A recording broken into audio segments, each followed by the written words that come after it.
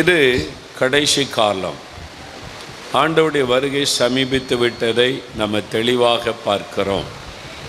மத்தேயு 24ஆம் அதிகாரத்தில் சொல்லப்பட்ட கடைசி கால சம்பவங்கள் வேகமாய் நடந்து கொண்டிருக்கிறது முழு உலகத்திலேயும்.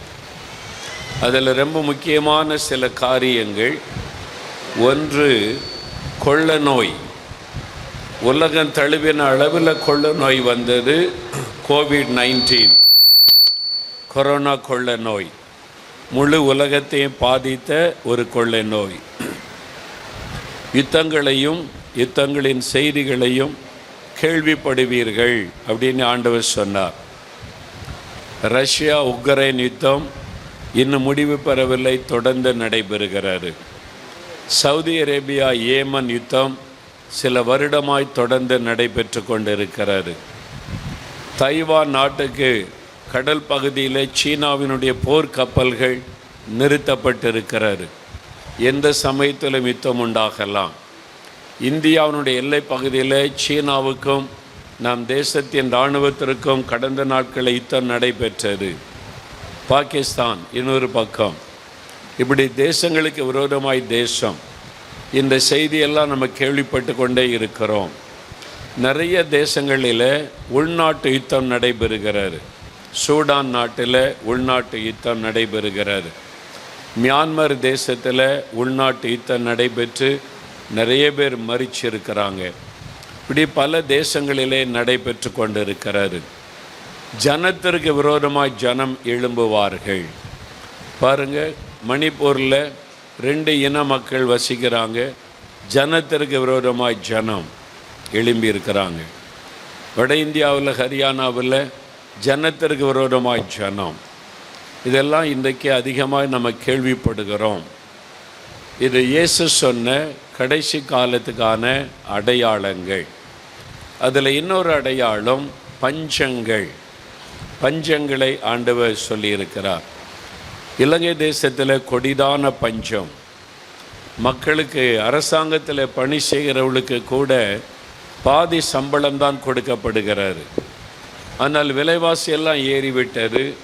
வாழ்வது ரொம்ப கடினம். நிறைய மக்கள் 3 வேளை சாப்பிட முடியாமல் 2 வேளை சாப்பிட்டு பழகி கொண்டு விட்டார்கள் என்று ஒரு கணக்கெடுப்பு இலங்கையில் இருக்கிற மக்களை குறித்து சொல்லுகிறது. பாகிஸ்தான் தேசத்தில் பஞ்சம், பொருளாதாரம் பாதிக்கப்பட்டு பஞ்சம் உண்டாகி இருக்கிறது. ஆப்கானிஸ்தான் தேசத்தில் பஞ்சம் நிலவுகிறது. வளர்ந்த நாடுகள் என்று நாம் சொல்லுகிற ஐரோப்பிய நாடுகள், அங்கே கூட பஞ்சம். லண்டனில் இருந்து ஒரு குடும்பத்தாரோடு நான் பேசும்போது சொன்னாங்க, ரொம்ப ஆச்சரியமாக இருக்குது, இது இதுவரை கேள்விப்படாத காரியமாக இருக்குது.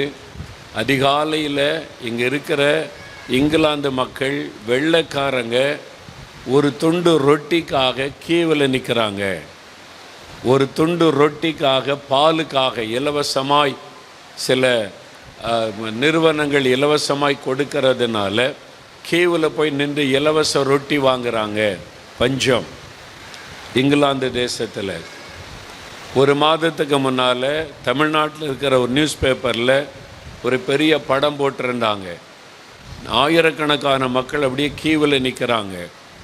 இது எதுக்கு நிற்கிறாங்கன்னு கீழே வாசி பார்த்தா, ஜெர்மனி தேசத்தில் பஞ்சத்தினால் சாப்பிடுவதற்கு வழி இல்லாமல் இலவசமான ரொட்டிக்காக, பாலுக்காக மக்கள் கீவில் நிற்கிறாங்க.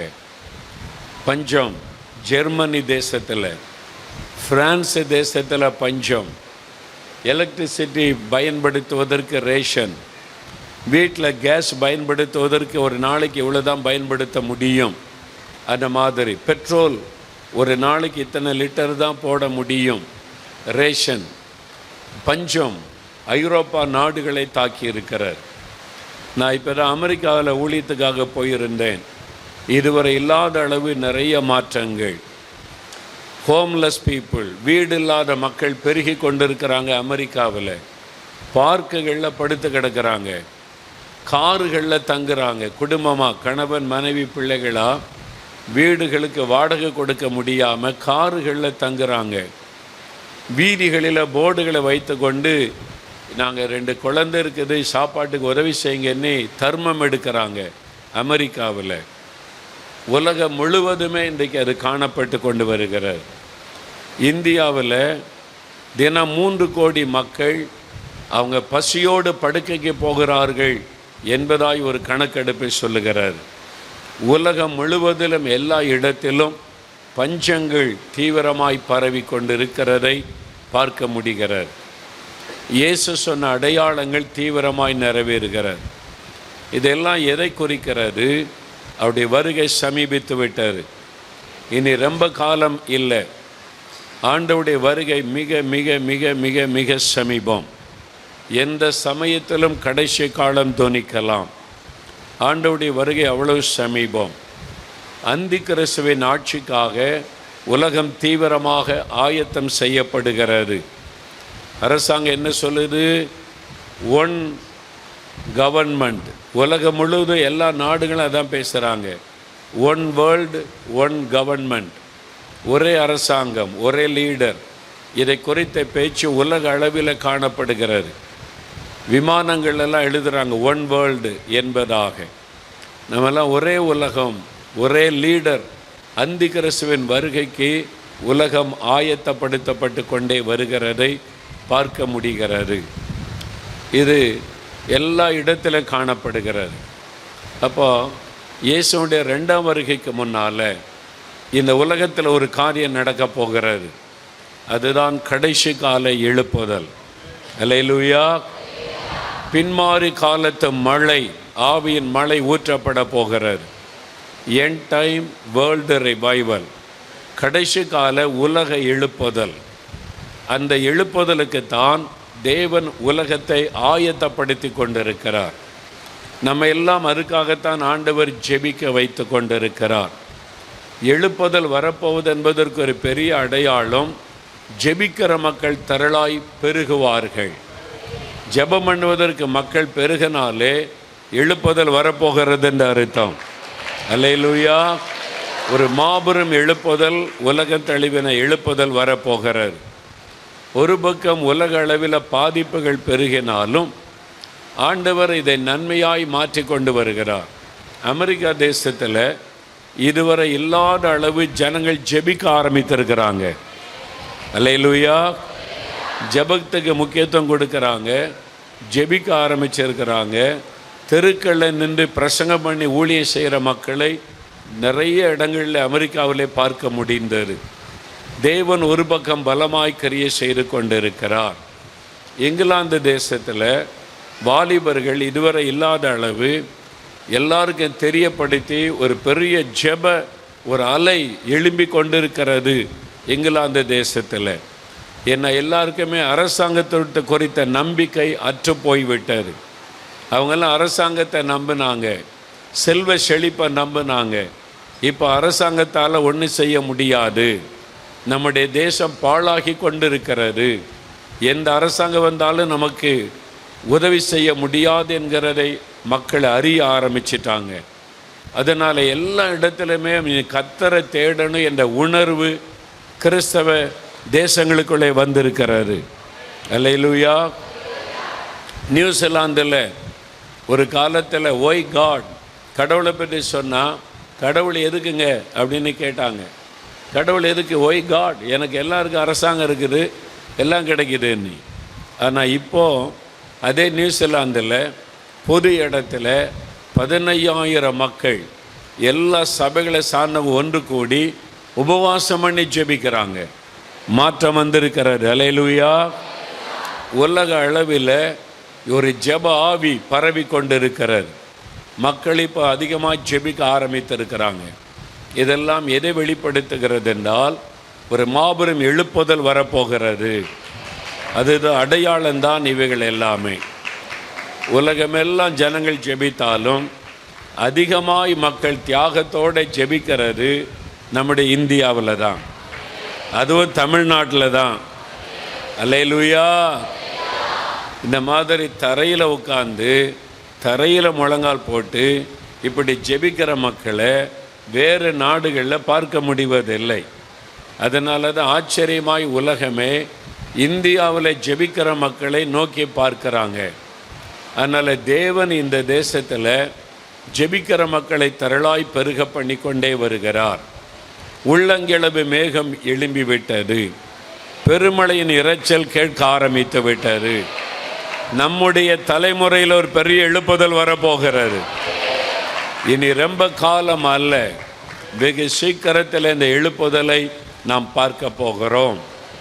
அப்போ இந்த எழுப்புதலுக்காக ஜெபிக்கத்தான் முழிரவு ஜெப ஐக்கியம், உபவாச ஜெபங்கள், இன்றைக்கி சபைகளெல்லாம் ஒன்று கூடி ஜெபிக்கிற ஜெபங்கள் நடைபெறுகிறது.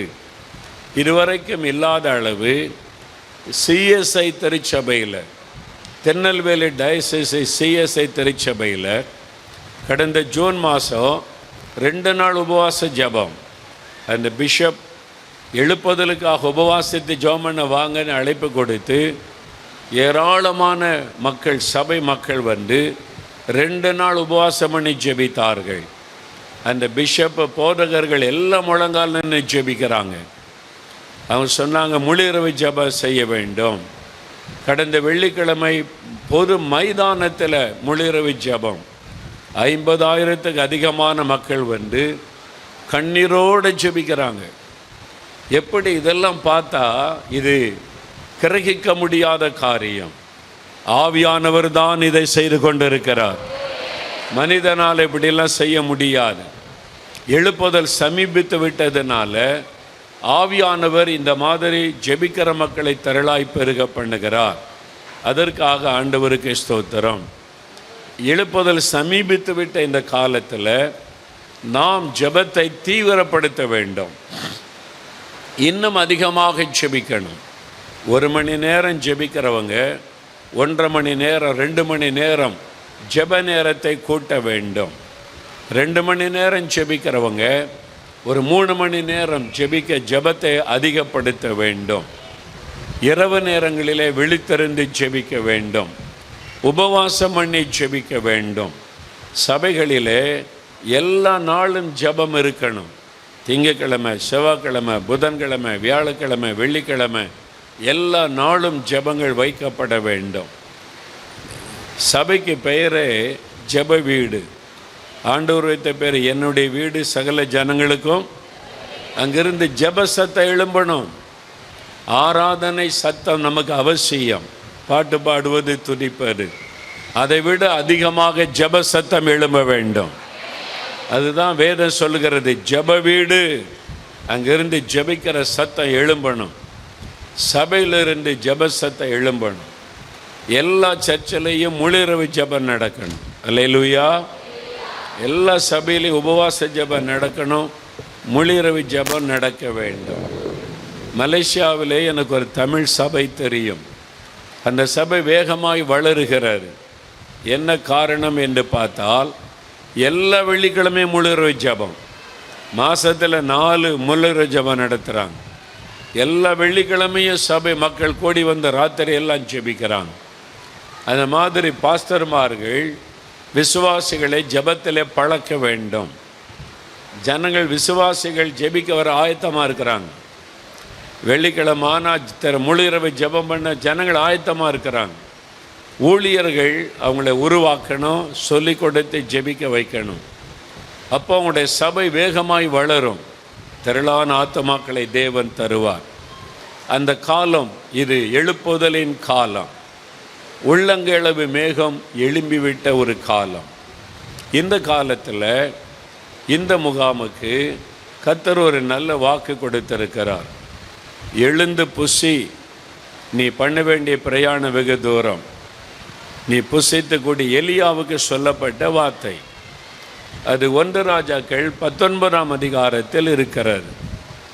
எலியா சோர்ந்து போன சமயத்தில் தேவன் அவரை பலப்படுத்த வேண்டும் என்று சித்தம் கொண்டார். எலியா எழுப்புதலுக்காக தெரிந்து கொள்ளப்பட்ட ஒரு தீர்க்கதரிசி. அவர் மூலமாய் ஒரு தேசம் மறுரூபமாக்கப்படுகிறார். அவர் சோர்ந்து போனார். ஆண்டவர் அவரை பலப்படுத்த சித்தம் கொண்டார். நீங்கள் கூட சோர்ந்து போய் வந்தீங்க. இந்த முகாமுக்கு வரும்போது ஜெபமணி என்னத்தை கண்டோம், இவ்வளோ நாள் ஜெபிச்சோம், என்ன நடக்கிறது என்று. கர்த்தர் இன்றைக்கு காலையிலிருந்து உங்களை பலப்படுத்தி கொண்டே இருக்கிறார். சோர்வை மாற்றிக்கொண்டே இருக்கிறார். என் மகனே, என் மகளே, நீ பண்ண வேண்டிய பிரயாணம் வெகு தூரம். அதனால் எழும்பு, சோர்ந்து போகாதே என்று தைரியப்படுத்துகிறார். எலியாவை தேவன் பலப்படுத்தினார். எலியா கடந்து சென்ற பாதை நம்ம வேதத்தில் வாசிக்கும்போது எலியாவை குறித்து 1 ராஜாக்கள் 17, 18, 19 அதிகாரங்களிலே தெளிவான சில சம்பவங்களை நம்ம வாசிக்கிறோம். ஆனால் புதிய ஏற்பாட்டிலே இந்த எலியாவை குறித்து ஒரு அருமையான சாட்சி சொல்லப்படுகிறார். பரிசுத்த யாக்கோபு எழுதின நிருபம் 5ஆம் அதிகாரம் 17, 18 வசனங்கள். யாக்கோபு 5, 16, 17 வசனங்கள். 17, 18 வசனம். எலியா என்பவன் நம்மை போல பாடுள்ள மனுஷனாயிருந்தும் மழை பெய்யாதபடிக்கு கருத்தாய் ஜெபம் பண்ணினான். அப்பொழுது 3 வருஷமும் 6 மாதமும் பூமியின் மேல் மழை பெய்யவில்லை. மறுபடியும் ஜெபம் பண்ணினான்.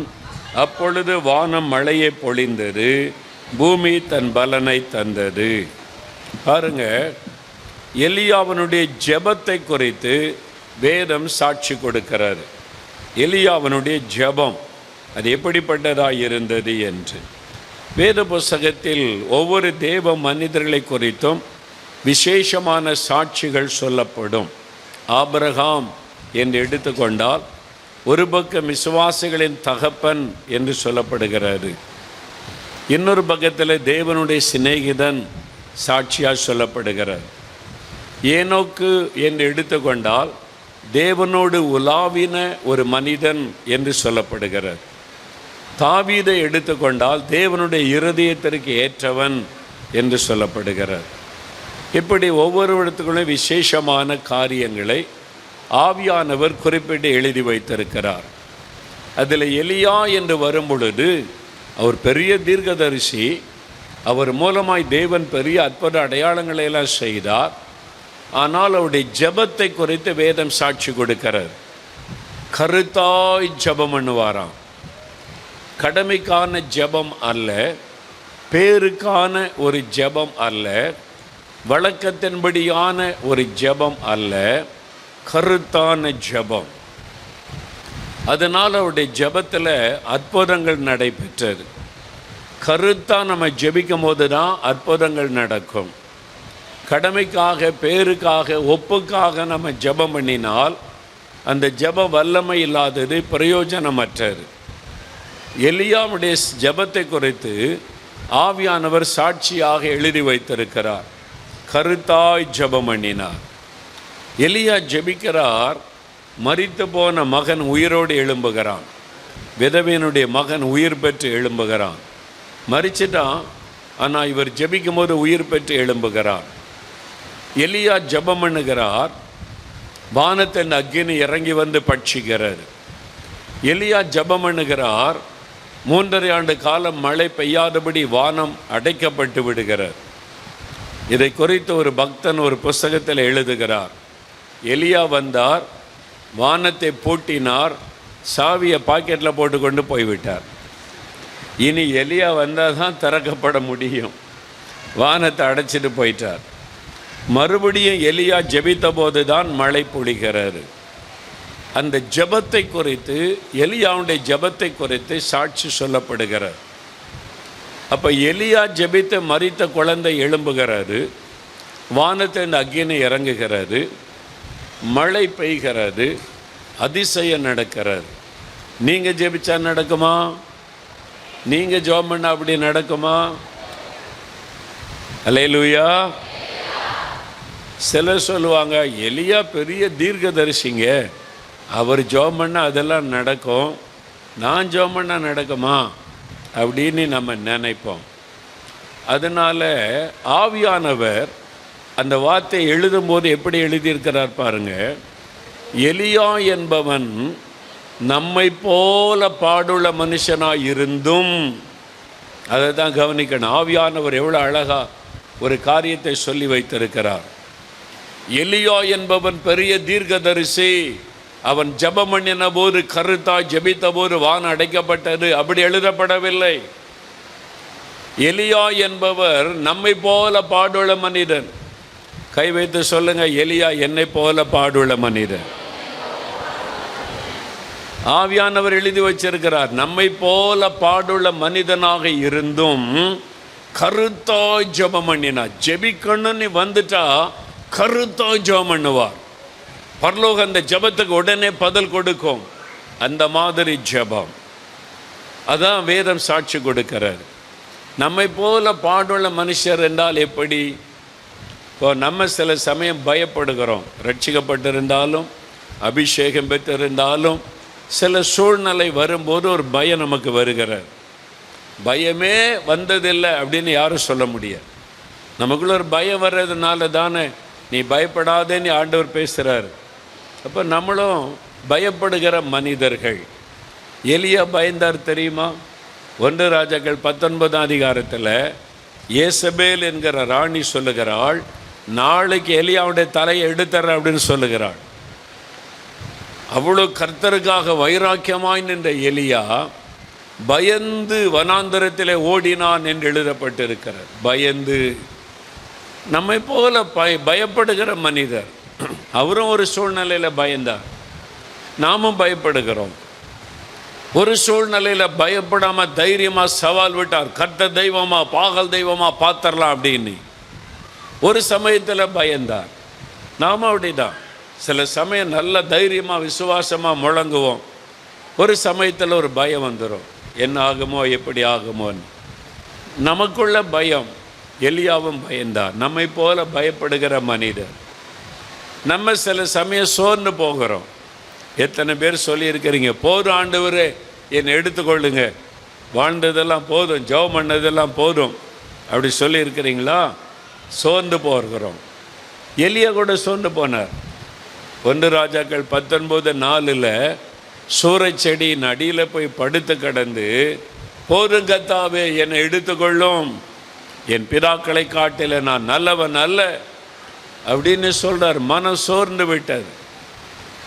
இப்போதான் அவர் பெரிய எழுப்புதலை கொண்டு வந்தார். அவர் மூலமாய் தேசத்தின் ஜனங்களெல்லாம் கர்த்தரே தெய்வன்னு சொன்னாங்க. அவர் தான் இப்போ சோர்ந்து போனார். நம்மை போல சோர்ந்து போகிற ஒரு பாடுள்ள மனிதர் தான் எலியா கூட. அவரு சோர்ந்து எந்த அளவுக்கு சோர்ந்து போனார் தெரியுமா? எலியா சோர்ந்து போய் படுத்திருக்கிறார். எலியா கிட்ட ஆட்களை அனுப்ப முடியாது. ஆண்டவர் பார்த்தார், யாராவது மனுஷன் அனுப்புனா எலியாவா? நான் போகலை சாமின்னு சொல்லிடுவாங்க. என்னை ஒரு அவனை கொண்டு இன்னும் 3 முக்கியமான காரியத்தை நான் நிறைவேற்றணும். ஆனால் அவன் போய் சூரச் செடியின் அடியில் படுத்து கிடக்கிறான். சோர்ந்து போயிருக்கிறான். நீ போ, இந்த ரொட்டியை கொண்டு கொடு, அவனுக்கு இந்த தண்ணியை கொடு, அவன் பசியோடு இருக்கிறான், தாகத்தோடு இருக்கிறான், போ. நீ ஒரு தேவதூதனை கர்த்தர் அனுப்புகிறார். எலியாவை ஆண்டவர் போஷித்த விதெல்லாம் ரொம்ப ஆச்சரியம். ஆண்டவர் முதல்ல காகத்தை கொண்டு போஷிக்கிறார். காகத்தை அனுப்பி போஷித்தாராம். அந்த கேரி தாட்டண்டை ஒளிந்திருக்கும் போது கிட்டத்தட்ட 80 நாட்கள் அந்த கேரி தாட்டண்டை ஒளிந்திருந்தார் என்று ஒரு காரியம் சொல்கிறாங்க. இஸ்ரவேல் தேசத்தில் அந்த இடத்தை நான் பார்க்க போயிருந்தேன். கேரி தாறு சின்ன ஒரு ஓடை வாய்க்கால் மாதிரி தண்ணி ஓடுகிறது. இப்பவும் இருக்குது.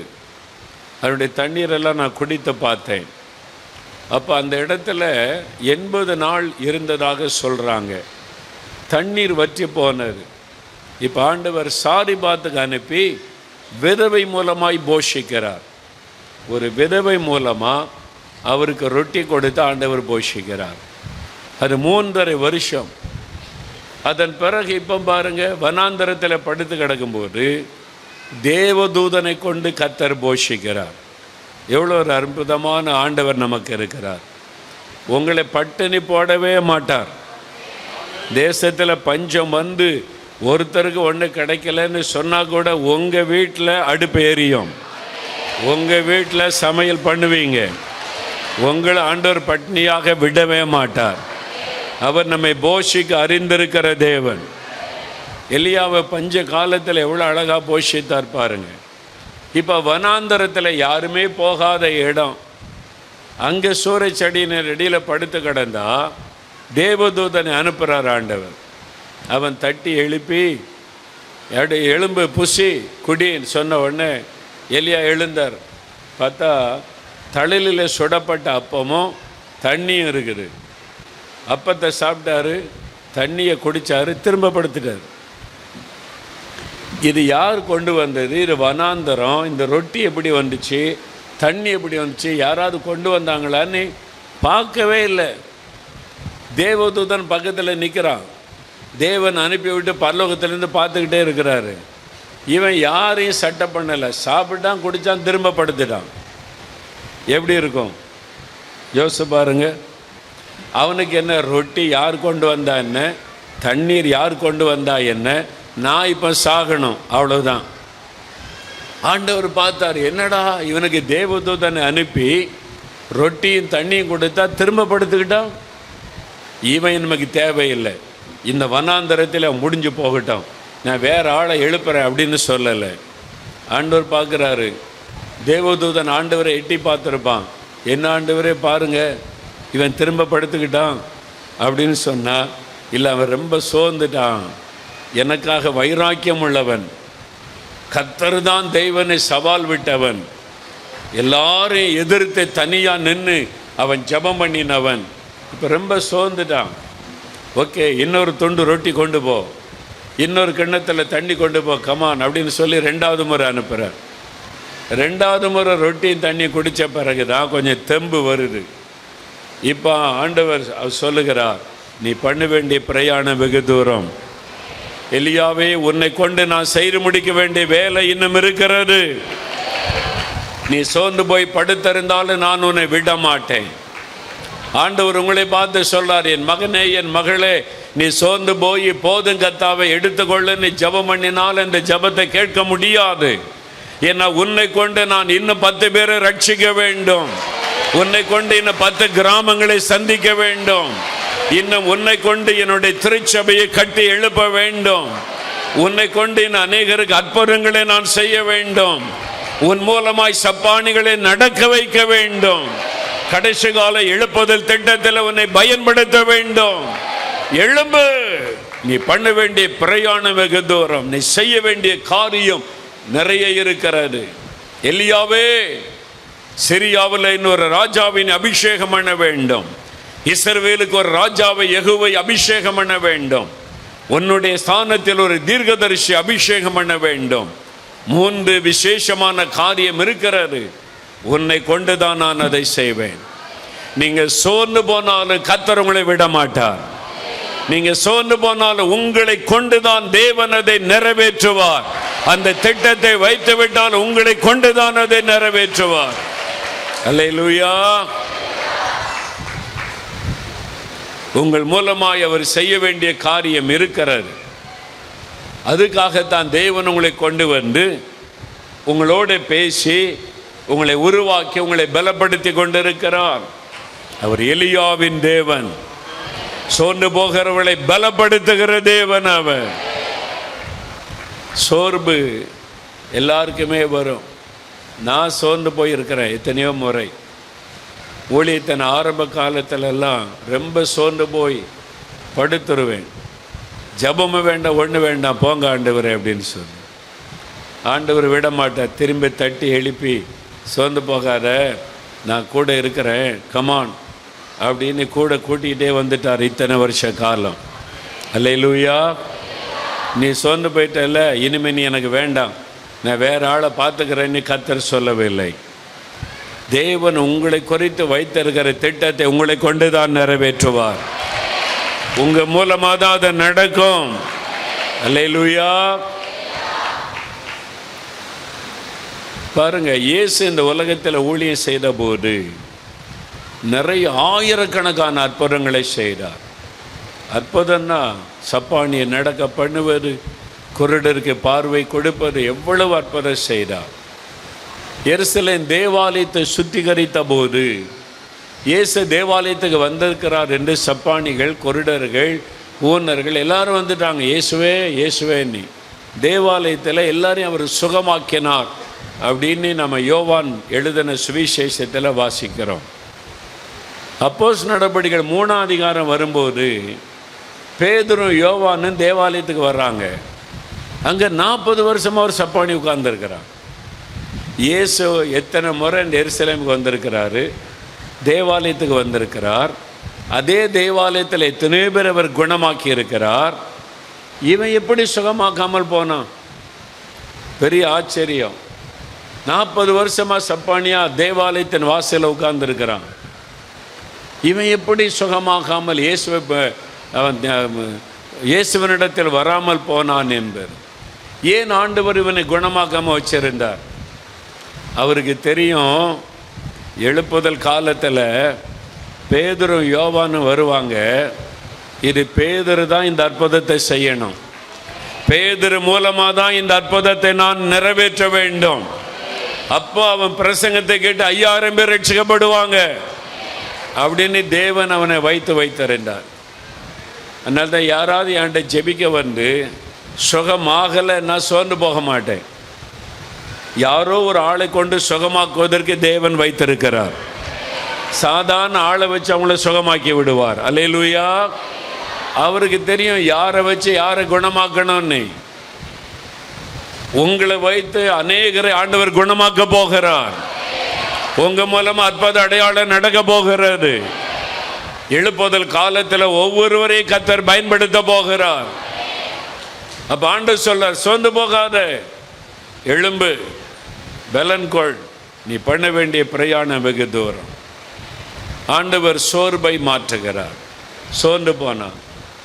நம்ம நிறைய காரியத்தில் தவறி விடுகிறோம், மிஸ்டேக் பண்ணிடுறோம். பவுலே சொல்கிறார், நம்ம அநேக காரியத்தில் தவறுகிறோம். நம்ம மனுஷங்க தானே தவறி விடுகிறோம். நம்ம செய்த தவறுக்கெல்லாம் தண்டனை கொடுத்திருந்தா நான் இன்றைக்கி உங்கள் மத்தியில் நிற்கவே முடியாது. ஆனால் ஆண்டவர் அதையெல்லாம் மன்னித்து நம்மை மேலும் மேலும் உருவாக்கி நடத்துகிறார். நம்ம அநேக காரியத்தில் தவறி விடுகிறோம். எலியா கூட தவறினார். ஆண்டவர் ஆகாரம் கொடுத்து அனுப்புனா 40 நாள் நடந்து வந்து ஒரு குகைக்குள்ளே வந்து உட்கார்ந்துருக்கிறார் எலியா. ஆண்டவர் கேட்குறார், எலியாவே இங்கே உனக்கு என்ன வேலை, என்ன செய்கிற? 2 முறை கேட்குறார். நாங்கள் வர சொன்னா ஒன்று, இதுக்கு முன்னால் என்கிட்ட கேட்டு கேட்டு எல்லாம் செய்த, இப்போ நீ இங்கே வந்து ஏன் உட்கார்ந்துருக்கிற? ஆண்டவரை கேட்கிற, இங்கே உனக்கு என்ன வேலை? அதே மாதிரி நம்மளும் சில சமயம் தவறு செய்துக்கிறோம். எலியா நம்மை போல பயப்படுகிறவர், சோர்ந்து போகிறவர், தவறுகிறவர். ஆனாலும் ஜெபம் என்று வந்துவிட்டால் கருத்தாய் ஜெபம் பண்ணுவார். அந்த ஜெபத்துக்கு பதிலை பெற்றுக்கொள்ளும் வரைக்கும் ஜெபம் பண்ணுவார். ஒரு மகனுக்காக ஜெபிக்கிறார். அவன் உயிர் பெற்று எழும்பும் வரைக்கும் ஜெபம் பண்ணுகிறார். அவன் உயிர் பெற்று எழும்பணும், அவனுடைய ஆத்மா திரும்ப வரணும், அந்த விதவைக்கு நான் அவருடைய துக்க சந்தோஷமாக மாறணும், ஆண்டவரை உயிர் பெற்று எழும்பணும். அது வரைக்கும் ஜெபம். சும்மா ஜெபம் பண்ணி பார்க்கலாம் என்பது அல்ல, பெற்றுக்கொள்ளுவது. அந்த மாதிரி ஜெபிக்கணும், கருத்தா ஜெபிக்கணும், அற்புதத்தை காணும் வரை ஜெபம் செய்யணும். அக்கினிக்கு ஜெபம் பண்ணுகிறார், அக்கினி இறங்கும் வரை ஜெபம் பண்ணுகிறார். என்னை கேட்டருளும், என்னை கேட்டருளும் ஆண்டவரே. 1 ராஜாக்கள் 18ஆம் அதிகாரம் 36ஆம் வசனம் முதல் வாசிக்கும் போது பார்க்கிறோம், அக்கினி இறங்கி வருகிறது. அதே மாதிரி மழைக்காக ஜெபிக்கும் போது பாருங்க, ஒரு முறை ஜெபித்து விட்டு நீ சமுத்திரமுகமாய் பார் என்று சொல்லுகிறார்.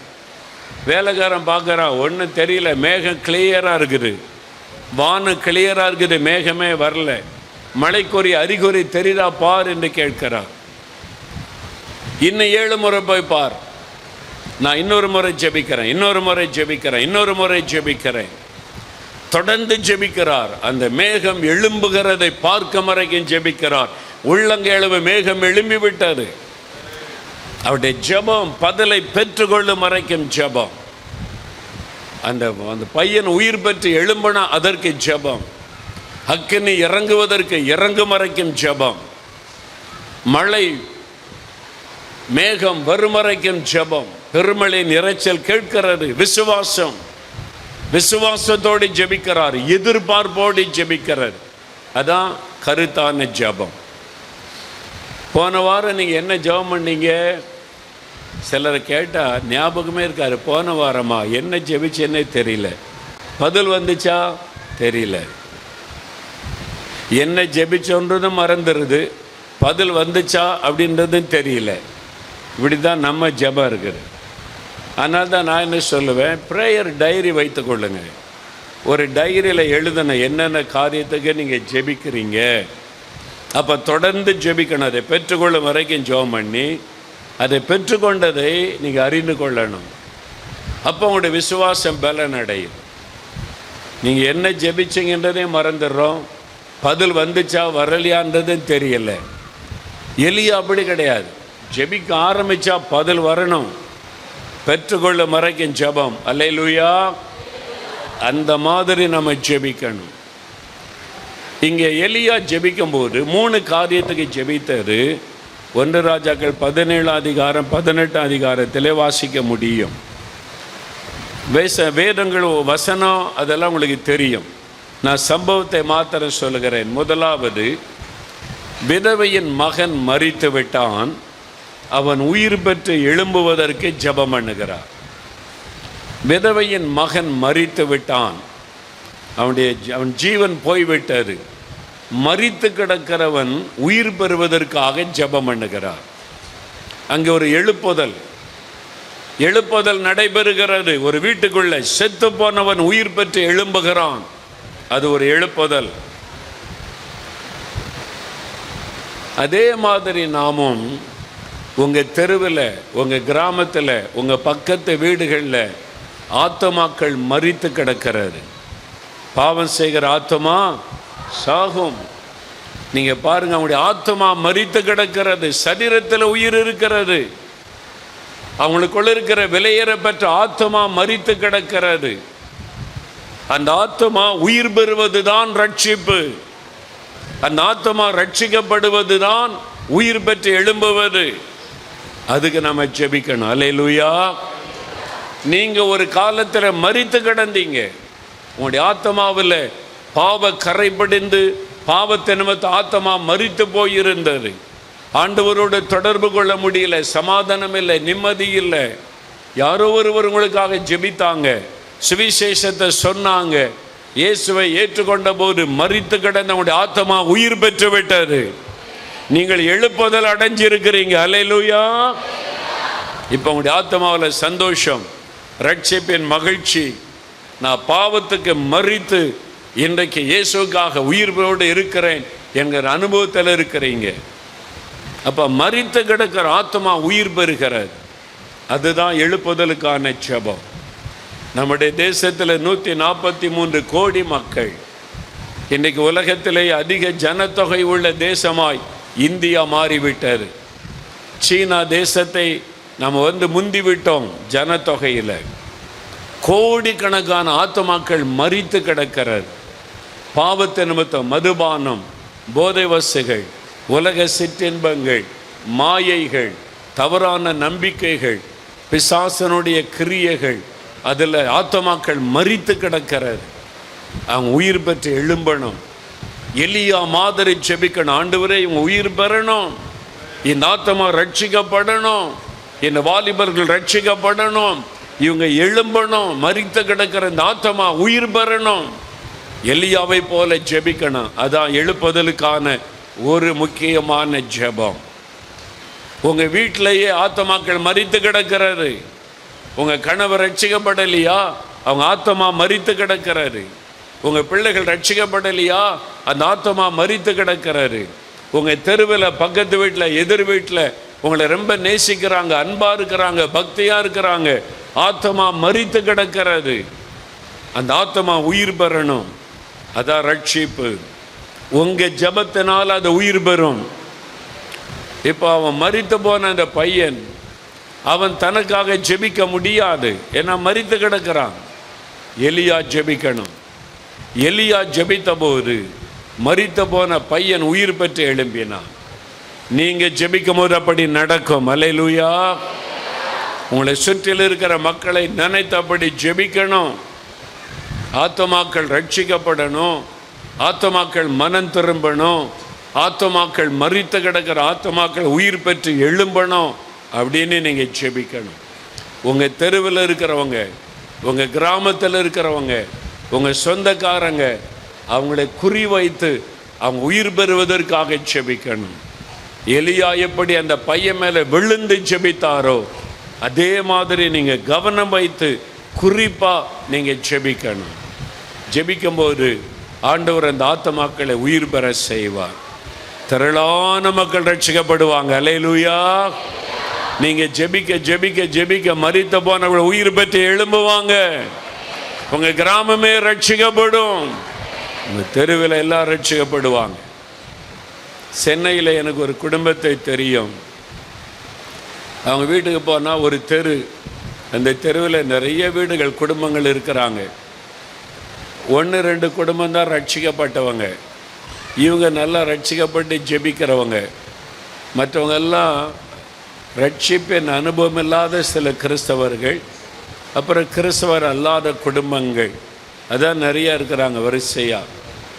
இந்த சகோதரி ஒவ்வொருவருக்காச்சும் ஆண்டவரே எங்கள் பக்கத்து வீட்டில் அவங்க ரட்சிக்கப்படணும், அடுத்த வீட்டில் உள்ளவங்க ரட்சிக்கப்படணும், இந்த மாடியில் இருக்கிறவங்க ரட்சிக்கப்படணும், எங்கள் வீட்டுக்கு இடது பக்கம் இருக்கிறவங்க ரட்சிக்கப்படணும். ஒவ்வொருவரையும் குறி வைத்து ஜெபிக்க ஆரம்பித்தாங்க. இவங்க ஜெபிக்க ஜெபிக்க ஜெபிக்க ஒவ்வொரு வீடுகளுக்குள்ள மரித்து கிடக்கிற ஆத்மா உயிர் பெற ஆரம்பித்து விட்டார், ரட்சிக்கப்பட ஆரம்பிச்சிட்டாங்க. அதே தெருவில் நிறைய வீடுகளில் ஜெபக்கூட்டம் நடத்த ஆரம்பிச்சிட்டாங்க. ஒரு தெருவே மாற்றப்பட்டு விட்டார். ஒருவருடைய ஜெபம் கருத்தா நீங்கள் ஜெபிச்சிங்கன்னா உங்களுடைய கிராமமே மறுரூபமாகிவிடும். அல்லேலூயா. எலியா மாதிரி ஆத்துமாக்கள் உயிர் பெறுவதற்கு கருத்தா ஜெபிக்கணும். 2வது 1 ராஜாக்கள் 18 அதிகாரம் 36-37 வசனங்களில் கர்மேல் பர்வதத்தில் நின்று எலியா ஜெபம் பண்ணுகிறார். அக்கினிக்காக ஜெபிக்கிறார். அக்கினியினால் பதில் அருளும் தெய்வமே தெய்வம். ஃபயர் வரணும், அக்கினி இறங்கணும், அதுக்கான ஜெபம். அக்கினி இறங்கின உடனே ஜனங்கள் கர்த்தரே தெய்வம் கர்த்தரே தெய்வம்ன்றாங்க. தேசமே மனம் திரும்புகிறார். அல்லேலூயா. பின்வாங்கி போன தேசம், ஆண்டவரை விட்டு வழி விலகி போன தேச மக்கள், விக்கிரகாராதனைக்கும் மந்திரவாதத்துக்கும் குறி சொல்லுதலுக்கும் இடம் கொடுத்து தேவனை விட்டு வழி விலகி போன மக்கள். எலியா அந்த தேசத்து குறித்து பாரம் உள்ளவராய் ஜெபித்து கொண்டிருந்தார். இப்போ அந்த மக்கள் மறுபடியும் மனம் திரும்பி ஆண்டவரிடத்தில் வருவதற்கு தேவன் ஒரு வழி சொல்லுகிறார். அக்கினி இறங்கணும் எலியாவே. அக்கினியை பார்த்தா தான் மனம் திரும்புவாங்க. கர்மேல் மலையிலே ஜெபம். பாகால் தீர்க்கதரிசிகள், தோப்பவிக்கிற தீர்க்கதரிசிகள் 850 பேர், அவங்க எல்லாம் எலியாவுக்கு விரோதமாய் நிற்கிறாங்க. எலியா கர்த்தருக்காக தனி ஆளாக நிற்கிறார். அவர் சொன்னார், பலி செலுத்தப்பட்டு விட்டார், அக்கினியை கொண்டு வரணும், நீங்கள் முதல்ல ஜெபம் பண்ணுங்க, என்ன நீங்கள் தான் நிறைய பேர் இருக்கிறீங்க, என்ன மெஜாரிட்டி நீங்கள் தான், 850 பேர் இருக்கிறீங்க, நான் ஒரே ஆள் தான், நீங்கள் தான் மெஜாரிட்டி, நீங்கள் பிரார்த்தனை பண்ணுங்க. அவங்க எல்லாம் ஜெபிச்சாங்க. காலையிலிருந்து சாயங்காலம் வரைக்கும் பாகாலே பாகாலே பாகாலே நாங்கள் ஒன்றும் பதிலே வரல, அக்கினி இறங்கவில்லை. இப்போ வேதம் சொல்லுகிறது, அந்தி பலி செலுத்தும் நேரத்தில் தீர்க்கதரிசியாகிய எலியா வந்து, இப்போ சாயங்கால நேரம் வந்து விட்டார், அவங்களுக்கு கொடுக்கப்பட்ட காலம் முடிந்து விட்டார். இப்போ எலியாவுடைய வேலை வந்து விட்டார். 36ஆம் வசனம் சொல்லுகிறது, அந்தி பலி செலுத்தும் நேரத்தில் தீர்க்கதரிசியாகிய எலியா வந்து. பார்த்தீங்களா, மெஜாரிட்டி அவங்களுக்கு கொடுக்கப்பட்ட காலம் முடிந்து விட்டார். இப்போ ஆண்டவுடைய வேலை. இந்தியாவில் சாத்தானுக்கு கொடுக்கப்பட்ட காலம் முடிந்து விட்டது. அல்லேலூயா. இது நம்முடைய வேளை. அக்கினி இறங்க போகிற வேளை வந்துவிட்டது. எழுப்புதல் அக்கினி இறங்க போகிற காலம் வந்துவிட்டது. மெஜாரிட்டி 850 தீர்க்கதரிசிகள் காலையிலிருந்து சாயங்காலம் வரைக்கும் சத்தம் போட்டாங்க, தங்களை கீறி கொண்டாங்க, பாகாலே பாகாலே என்று பிரார்த்தனை பண்ணாங்க. அக்கினி வரவில்லை. இப்பொழுது எலியாவுடைய வேளை வந்துவிட்டது. அந்தி பலி செலுத்தும் வேளை. தேவன் எல்லாவற்றிற்கும் ஒரு வேளையை வைத்திருக்கிறார். இப்ப தெளிவாக அறிய முடிகிறது, இந்தியாவில் எழுப்புதலுக்கான வேளை வந்துவிட்டது. திருச்சபைக்கான வேளை வந்துவிட்டது. எலியாவுக்கான வேளை வந்துவிட்டது. சாத்தானுக்கு கொடுக்கப்பட்ட காலம் முடிவடைகிறது. அல்லேலூயா. இனி நம்முடைய வேளை. ஆகவே தான் ஆண்டவர் சொல்லுகிறார், எலியாவே எழும்பு, சோர்ந்து போகாதே. நீ பண்ண வேண்டிய பிரயாணம் வெகு தூரம். உன்னுடைய வேளை வந்துவிட்டது. Your time has come. எழுப்புதலுக்கான வேளை வந்துவிட்டது. அக்கினி இறங்கக்கூடிய வேளை வந்துவிட்டது. தேசமே கர்த்தர் பக்கமாய் திரும்புகிற வேளை வந்துவிட்டது. கர்த்தருடைய வேளை வந்துவிட்டது. இது நம்முடைய வேளை. சாத்தானுக்கு கொடுக்கப்பட்ட காலம் முடிந்து விட்டது. ஆமென். அவன் சொன்னான், ஆண்டவர் துரத்தும் போது, ஆண்டவரே என் வேலைன்னு வரல, இப்பவே விரட்டுறீங்களே. அப்போ வேலை வந்துட்டு அவன் போய்த்தான் ஆகணும். அவனுக்கு கொடுக்கப்பட்ட காலம் முடிஞ்சிட்டுன்னா சாத்தான் முடக்கப்பட்டு விடுவான். ஆண்டவர் அவனுக்கு கொடுத்த காலெல்லாம் முடிந்து விட்டாரு. இது கர்த்தருடைய பிள்ளைகளுடைய வேளை. இது எலியாவுடைய வேளை. ஒவ்வொருவரும் எலியாவாக எழும்ப வேண்டும். ஒவ்வொரு ஊழியர்களும் எலியாவாக எழும்ப வேண்டும். ஒவ்வொரு வாலிபர்களும் எலியாவாக எழும்ப வேண்டும். ஒவ்வொரு பெண்களும் எலியாவாக எழும்ப வேண்டும். இது உங்களுக்கான வேலை. எழும்பி என்ன பண்ணணும்? அக்னிக்காக செபிக்கணும். அக்னி இறங்கணும். அது என்ன அக்னி? லூக்கா 12:49 இயேசு சொன்னார், பூமியின் மேல் அக்னியை போட வந்தேன், அது இப்பொழுதே பற்றி எரிய வேண்டும் என்று விரும்புகிறேன் என்று ஆண்டவர் சொன்னார். அது பரிசுத்த ஆவியின் அக்னி. அது எழுப்புதல் அக்னி. எழுப்புதல் என்பது அவுட்போரிங் ஆஃப் த ஹோலி ஸ்பிரிட். ஆவியானவர் ஊற்றப்படுதல். யோவேல் 2:28 கடைசி நாட்களில் மாம்சமான யாவர் மேலே ஆவியை ஊற்றுவேன். அதுதான் அந்த அக்னி, பரிசுத்த ஆவியின் அக்னி, எழுப்புதல் அக்னி. அந்த அக்னி இறங்குகிற வேளை வந்துவிட்டது. இப்ப எலியா நின்று ஜெபிக்க வேண்டும். நீங்களும் நானும் எலியாக்களாக நின்று அக்னிக்காக ஜெபிக்க வேண்டும். அக்னி இறங்க போகிறது. தேசமே மறுரூபமாக போகிறது. அந்த அக்னி இறங்கிவிட்டால் திரள் கோட்ட மக்கள் ரட்சிக்கப்படுவாங்க. ஆயிரங்கள், லட்சங்கள், கோடிகள் ரட்சிக்கப்படுவார்கள். அதுக்கு தான் அந்த ஆவியானவர். பெந்தெகோஸ்தே நாளில் ஆவியானவர் ஊற்றப்பட்ட அக்கினி இறங்கின பொழுது, அக்கினிமயமான நாவுகளை இறங்கின பொழுது, ஒரே நாள்ல 3000 பேர், அடுத்த நாள் 5000 பேர், அடுத்த நாள்ல திரளான புருஷர்கள், ஸ்திரீகள் ரட்சிக்கப்பட்டார்கள். எருசலேமிலே சபை வளர்ந்து பெருகிற்று. அக்கினி வந்தா சபை வளர்ந்து பெருகும். அக்கினி வந்தா திரள் கொண்ட மக்கள் மனம் திரும்பி ரட்சிக்கப்படுவாங்க. இயேசுவே ஆண்டவர் ஆண்டவர் என்று சொல்லுவாங்க. அதுக்கு தான் அந்த அக்கினி. எலியா எழும்பி ஜெபிச்சா அந்த அக்கினி வரும். அல்லேலூயா. பரிசுத்தாவின் அக்கினி ஊற்றப்பட ஜெபிக்க வேண்டும். ஆவியானவர் ஊற்றப்பட ஜெபிக்க வேண்டும். ஆண்டவரே ஊற்றப்படணும்.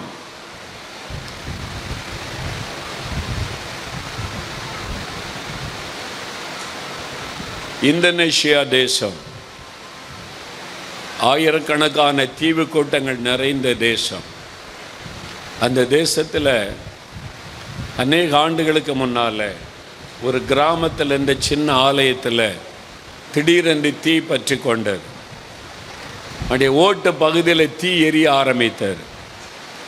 அதை பார்த்த கிராம மக்கள், ஆலயத்தில் தீ பிடித்து விட்டது, சர்ச்சில் தீ, எல்லோரும் வாங்க வாங்க நீ கூப்பிட்டாங்க. எல்லாரும் வந்து தண்ணியை ஊற்றி அணைச்சி பார்த்து அணையலை. நெருப்பை கொழுந்து விட்டு எரிகிறார். ஆனால் ஓடில் சேரம் உண்டாகவில்லை. நெருப்பு எரிஞ்சால் அங்கே சேரம் உண்டாகும். சேரம் உண்டாகலை. சொல்கிறாங்க, பாருங்கள், வெயிட், அங்கே பாருங்கள், நெருப்பு எரியுது, சேதமாகலையே. இந்த நெருப்பு வித்தியாசமாக இருக்குது. எல்லாம் பார்த்து கொண்டு இருக்கும்போது ஆலய கதவை திறந்து கொண்டு ஒரு ஆள் சர்ச்சிலேருந்து வெளியே வந்தான். அவன் கேட்டாங்க, நீ என்னடா பண்ணுற சர்ச்சுக்குள்ளே? சர்ச்சில் தீ பிடிச்சி எறிகிற. தீ எறியுதா? உள்ளே வந்து பாருங்க அப்படின்னு கூப்பிட்டான். உள்ளே போய் பார்த்தா ஒரு சிறு கூட்ட மக்கள் வட்டமாய் முழங்கால் படியிட்டு ஆவில நிரம்பி ஜெபித்து கொண்டிருந்தார்கள். அப்பதான் அவளுக்கு தெரிந்தது, இது பரிசுத்த ஆவியின் அக்கினி, இது எழுப்புதல் அக்கினி. அங்கதான் இந்தோனேஷியா தேசத்தில் எழுப்புதல் ஆரம்பித்தது. ஒரு சின்ன கிராமத்தில் உள்ள சின்ன சர்ச்சில் அக்கினி இறங்கின போது யாருக்கு தெரியும், உங்க சர்ச்சில் தேவன் அக்கினியை போடுவதற்கு ஆயத்தமா இருக்கிறார். ஆனா ஜெபிக்கிறதற்கு ஆட்கள் தேவை. ஜெபிக்க ஜெபிக்க அக்கினி இறங்கிட்டு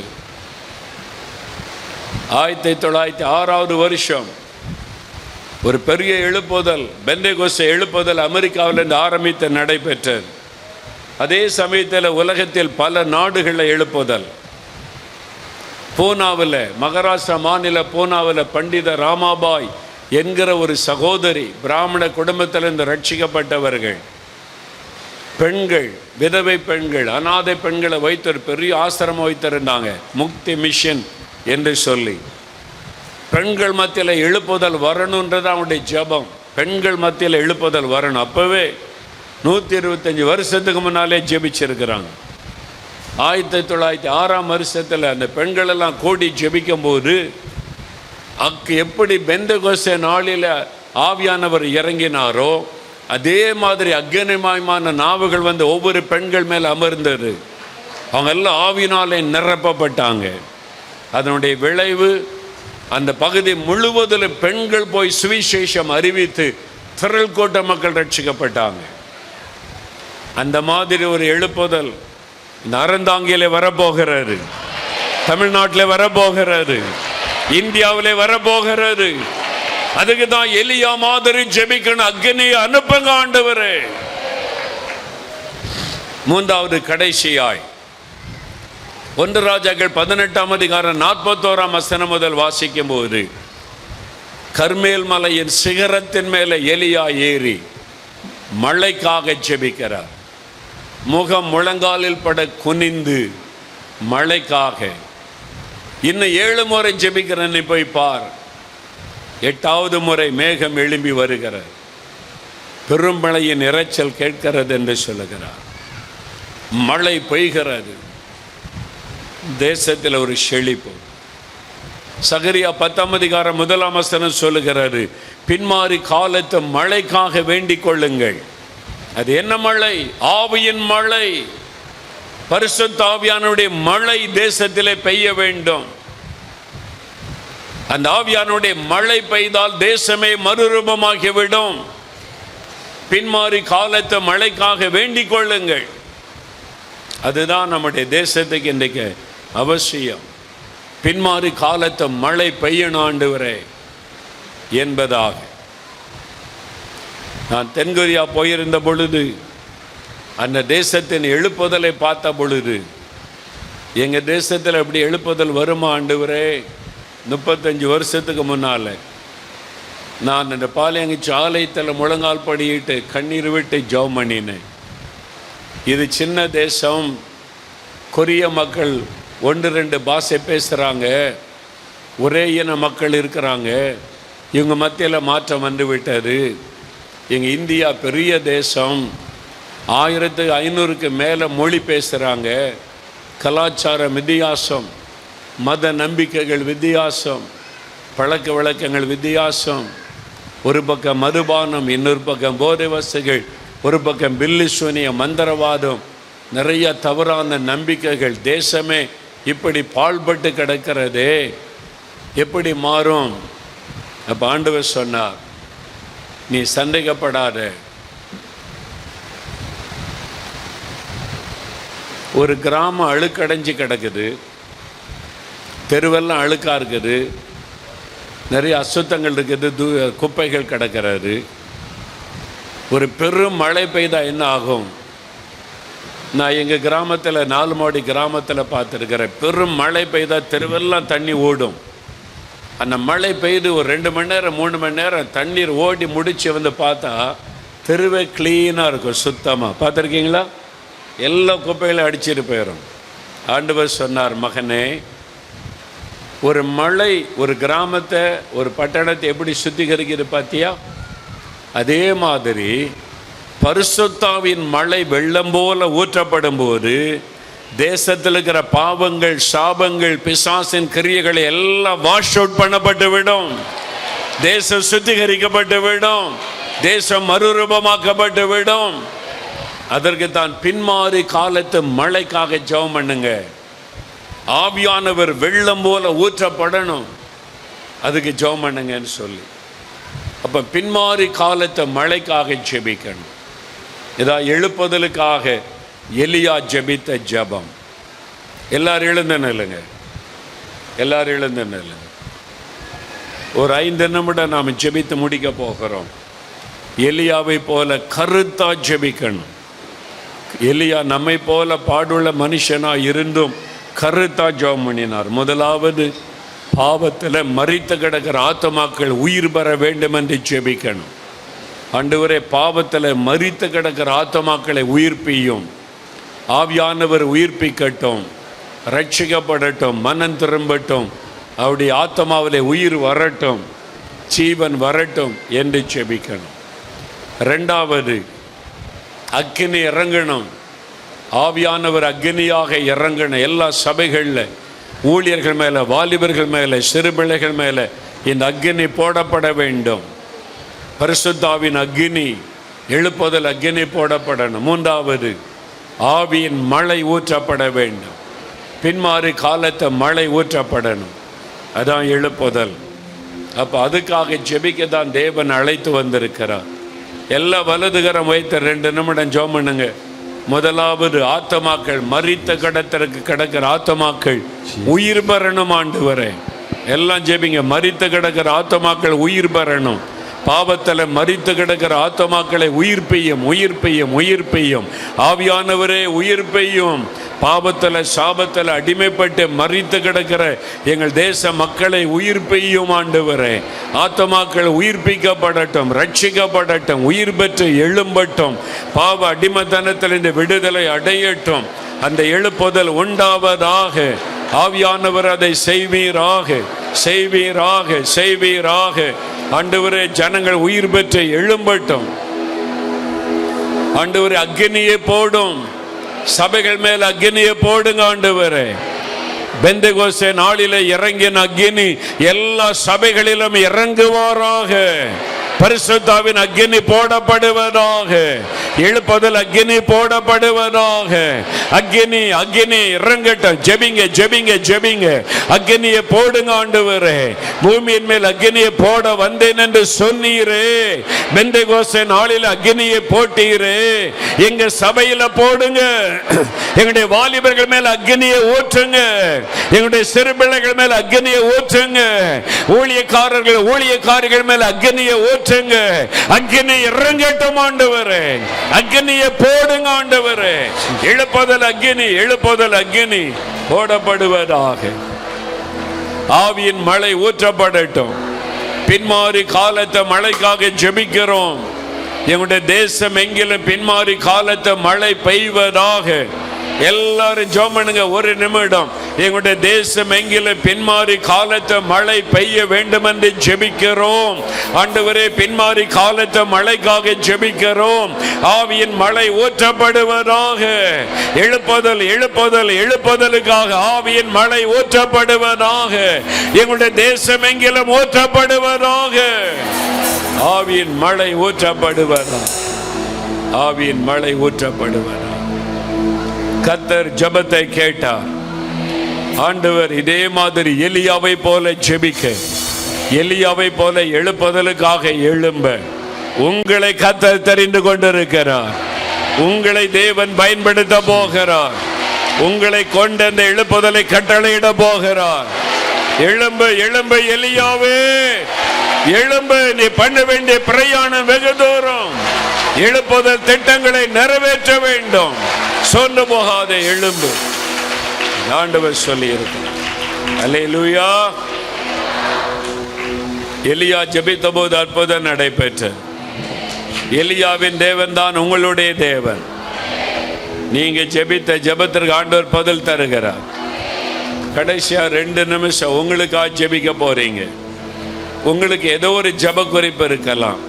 இதுவரை தேசம் எழுப்புதலுக்காக ஜெபித்தோம். ஒரு சுகம் உண்டாகணும், ஒரு விடுதலை உண்டாகணும், இந்த வியாதி விலகணும், இந்த கட்டுகள் அறுக்கப்படணும், இந்த கடன் பிரச்சனை மாறணும், என் தேவை சந்திக்கப்படணும். ஒரு ஜெப குறிப்பு உங்களுக்கு இருக்கலாம். எனக்கு ஒரு ஜெப விண்ணப்பம் இருக்குது, எனக்காக ஜெபிக்கணும் அப்படி சொல்றவங்க வலதுகரம் உயர்த்துங்க. வலதுகரம் உயர்த்துங்க. நீங்க தான் ஜெபிக்கணும். எலியாவின் தேவன் உங்கள் ஜெபத்தை கேட்டு அற்புதம் செய்ய போகிறார். வியாதி உள்ளவர்கள் வியாதி உள்ள இடத்துல கை வைத்துக் கொள்ளுங்க. உடைய வலது கரத்தை வியாதி உள்ள இடத்துல வையுங்க. கட்டிகள், கேன்சர் கட்டி, டிபி கட்டிகள், தைராய்டு கட்டிகள், அந்த இடத்துல கை வைங்க. கண்களில் கை வைத்துக் கொள்ளுங்க. காதுல பிரச்சனை கை வைத்துக் கொள்ளுங்க. இருதயத்தில், லங்ஸில், வயிற்றில், கர்ப்பப்பையில், சிறுநீரகத்தில் பிரச்சனை, அந்த இடத்துல கை வைத்துக் கொள்ளுங்க. வியாதிப்பட்ட யாரையாவது கூட்டி கொண்டு வந்திருந்தா அவங்க மேல வலது கரத்தை வைத்துக் கொள்ளுங்க. இயேசுவின் நாமத்தில் சுகம் உண்டாவதாக. இயேசு கிறிஸ்துவின் நாமத்தில் விடுதலை உண்டாவதாக. ஜெபிங்க, ஜெபிங்க, ஜெபிங்க. எலியாவின் தேவன் உங்களுடைய ஜெபத்தை கேட்கிறார். எலியாவின் தேவன் தான் உங்களுடைய தேவன். இப்பொழுது ஜெபம் கேட்கப்படுகிறது. நசரேயனாகிய இயேசுவின் நாமத்தினாலே சகல நோய்களும் விலகுவதாக. நசரேயனாகிய இயேசு கிறிஸ்துவின் நாமத்தினாலே சகல நோய்களும் விலகுவதாக. தலை முதல் கால் வரை சுகமளிக்கிற வல்லமை இறங்குவதாக. கட்டுகள் அறுக்கப்படுவதாக. வியாதி வேதனைகள் மறைந்து போவதாக. இயேசுவின் நாமத்தினாலே கண்களிலே சுகம் உண்டாவதாக. இயேசுவின் நாமத்தினாலே காதுகள் திறக்கப்படுவதாக. இயேசுவின் நாமத்தினாலே கேன்சர் வியாதிகள் மறைந்து போவதாக. இயேசுவின் நாமத்தினாலே சப்பானிகள் நடப்பார்களாக. இயேசுவின் நாமத்தினாலே குருட்டு ஆவிகள் வெளியேறுவதாக. செவிட்டு ஆவிகள் வெளியேறட்டும். இயேசுவின் நாமத்தில் சுகம் உண்டாகட்டும். எலும்புகளிலே சுகம் உண்டாவதாக. நரம்புகளிலே சுகம் உண்டாவதாக. எல்லா பயங்களும் விலகட்டும். இப்பொழுது பயத்தை கொண்டு வருகிற ஆவிகள் இயேசுவின் நாமத்தில் விலகுவதாக. பயத்தின் ஆவிகள் விலகுவதாக. மன அழுத்தத்தை கொண்டு வருகிற ஆவிகள் விலகட்டும். சுகம் உண்டாகட்டும். விடுதலை உண்டாகட்டும். ஆண்டவர் ஜெபத்தை கேட்டார், அற்புதம் செய்து விட்டார். ஆர்ப்பரித்து ஆண்டவரை துதியுங்கள். ஆண்டவரே உமக்கு நன்றி. ஆசீர்வதித்து விட்டதற்காய் நன்றி. அற்புதம் செய்து விட்டதற்காய் நன்றி. உமக்கு ஸ்தோத்திரம், ஸ்தோத்திரம். தகப்பனே, உம்முடைய பிள்ளைகளை நீர் அழைத்து வந்த நோக்கத்தை நிறைவேற்றி கொண்டிருக்கிறீர். தேசத்துக்காக ஜெபிக்க, எழுப்புதலுக்காக ஜெபிக்க நீர் கொண்டு வந்த நோக்கம் நிறைவேறுகிறதற்காய் ஸ்தோத்திரம். உம்முடைய பிள்ளைகளை பலப்படுத்தி விட்டதற்காய் ஸ்தோத்திரம். எலியாக்களாக எழும்ப பண்ணினீர். அவர்கள் ஜெபித்த ஜெபத்தை கேட்டீர். அற்புதம் செய்து விட்டீர். உமக்கு நன்றி. எல்லா மகிமை நாங்கள் இயேசு ராஜாவிற்கே செலுத்துகிறோம். இயேசுவின் நாமத்தில் ஜெபிக்கிறோம் பிதாவே. ஆமென்.